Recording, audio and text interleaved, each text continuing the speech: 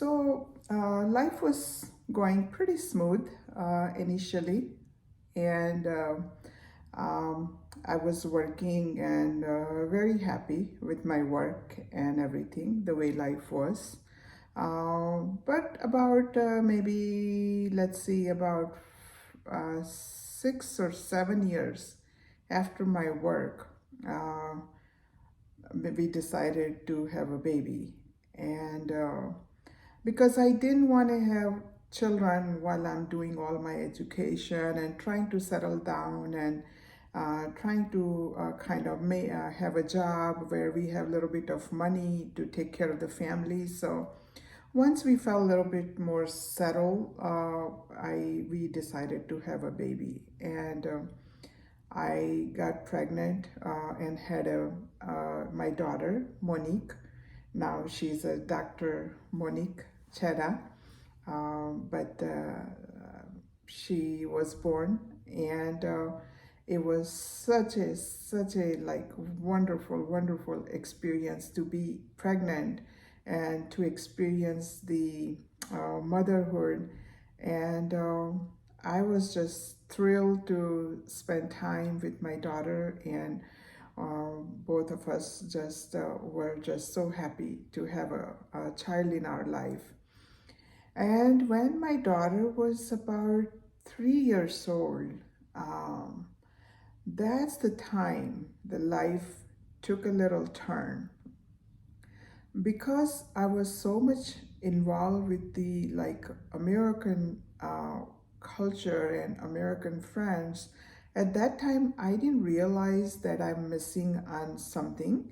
I was just happy, whatever it was. And when my daughter was about 3 years old, I kind of thought that, you know what, if I don't get her involved in something Indian culture, she would probably would not know anything about how to communicate with the family in India, grandparents, all the cousins, um, what Indian festivals are, Indian culture is. And I started becoming a little bit more like aware that this is needed now since I have a daughter. And around 3 years when she was, I started looking for where can I get involved, where I can take my daughter and we can be part of the Indian culture. So I started looking for organizations, and that's the time I found there was an organization in Skokie called Indian Community of Skokie, and they were doing Indian festivals, Indian culture. They were celebrating Republic Day of India. They were celebrating more like Indian festivals, Diwali. I'm not sure, but more like national holidays. So I contacted them, and I would go and volunteer there. And I was super excited that I finally found something that I can get myself and my daughter exposed to the Indian culture. And started volunteering, and just had a lot of fun doing this year after year after year. And eventually, what happened is that all this volunteer work, I wasn't like thinking about anything else. I was just happy that, yay, I got to volunteer and I'm keeping my daughter engaged with the Indian culture. And uh, several years down the road, after volunteering for so many years, I started getting exposure to more organizations and more Indian culture, and people started noticing me also because I got a little bit more actively involved, and I would do a lot of like programs, conduct the master of ceremony. I would conduct all the programs from the stage, and people started noticing that I do have some talent of being on the stage and handling the programs. And at that time, my husband had a chance to become a president of the Indian community of Skokie. And under his presidency, the organization flourished. Everyone was really super excited about attending all the events.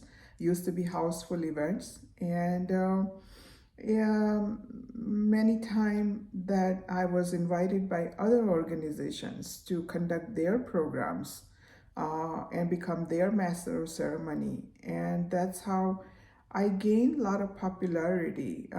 People started like talking about me in the community that hey, there is a girl, who is really good, and if you need her to do a cultural program, or if you want her to do master of ceremony for your program, she could do it. And there was a time in my life where I was on the stage for a lot of different organizations, and a lot of politicians used to come in our Indian cultural programs, and they used to sit in the front rows, and they used to like watch all the programs and used to enjoy the programs, and they spotted me as a someone worthy of looking into for the future politics. And but I had no idea about all this. And one day,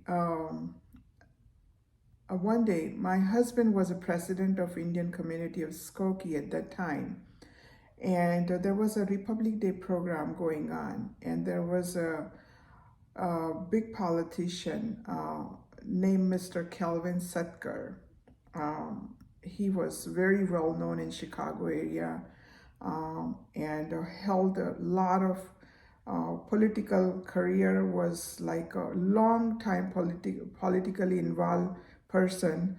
And he was in the front row, and after the program was over, I was in India after the program, and for a month or two. When I came back from India, there was a message from Mr. Satkar that Usha, this is Kelvin Satkar, the committee man of the Niles Township, and I would like to meet with you. And this message was in my voice message. When I came home and we were listening to all the messages, and we are like, why Kelvin Satkar? Who is he? I mean, why is he calling me? And I said, okay, well, in a few days, let me call him back. So I gave him a call back, and I will tell you what happened after that in my next episode.